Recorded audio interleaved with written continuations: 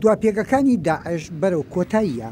هێزەکانی سووریای دیموکرات کە زۆرینەی کوردن لە ڕووی سەربازیەوە خاوەنی سەرکەوتنی گەورەن بەسەر دەوڵەتی خەلافەتدا. ئێمە ئێستا لە ناوچەی باغۆزین تەنها 600 متر ماوە و کۆتاییان پێبێنین. بەڵام داعش خەڵکی مەدەنیان وەک قەڵغانی مرۆیی گلداوەتەوە. لەبەرەوە جارێ وەستاوین و ناوچەکە پاک دەکەینەوە. چاوەڕێن خوان بەدەستەوە بدەن. بەگشتی داعش کۆتاییان پێهاتووە لە چەند ماڵێکدان لەگەڵ خەڵکی سیڤل و گیراوەکانی ئێمەش، بەڵام گەمارۆ دراون و ئەوەش کۆتایی دێت. بەڵام لە ڕووی سیاسیەوە ڕوون نییە دوای نەمانی داعش چی بگوزارێت؟ لا يوجد أي طرف ضامن حتى ولو أن الروس یەکلایەن نییە کە دڵنیاییمان پێ بدات. تەنانەت حکوومەتی رووسیا ئامادەی نیشانداوە کە نێوگیری لە نێوان ئێمە و ئەسەددا بکات. ئەوەش مسۆگەر نییە. ئەمریکاش بۆ توێژی ئێمە و ئەسەد هیچ پشگیریەکی نەکردووە. ئێستا هەموو لایەنەکان دەیانەوێت دۆخەکە وەک خۆی جێبهێڵن. بۆ ماوەیەکی نادیار ئەوەی کە هەیە هەوڵدانی ناوخۆی سووریایە بۆ کۆتایی هێنان بەو شەڕە.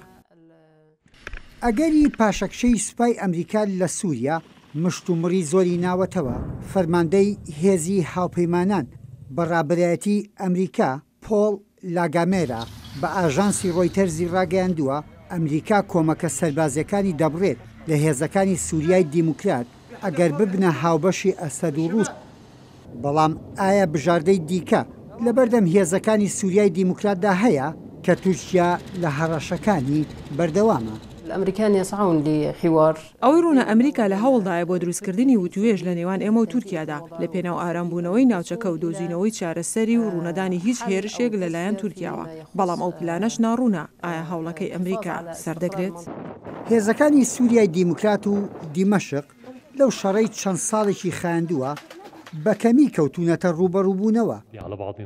بەڵام دوای ئەم لێدوانەی سەرۆکی سووریا بەشار ئەسەد ئایا باوەڕی بە هەر دانوستانێک لەگەڵ سووریا دەکرێت؟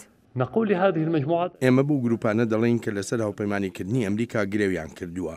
ئەمریکیەکان ناتان پارێزن، نە دەتانخەنە دڵیانەوە نە لە ئامێزی شان دەگرن، بەڵکو وە کارتێکی فشار و سەوداکردن بە کارتان دێنن و دەستیشی بۆ سەودایە کردووە.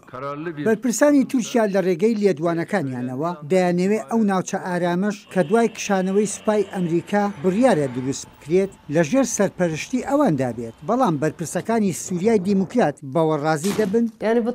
دەبێت ناوچەی ئارام لەژێر دەسەڵاتی هێزە نێوخۆیەکانی ئێمەدا بێت لە ڕێگەی ئەوانیشەوە ئەرکی پاراستنی بکرێت. وەک چارەسەر بەوەش ڕازی دەبین کە لە سنوورەکانەوە چاودێری نێودەوڵەتی هەبن لەلایەن نەتەوە یەکگرتوەکانەوە بە فەرمی دیاری بکرێت نەک تورکیا.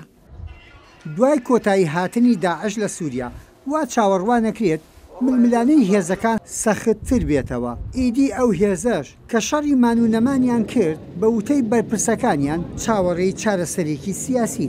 یەحیا بەرزنجی دەنگی ئەمریکا، واشنگتن.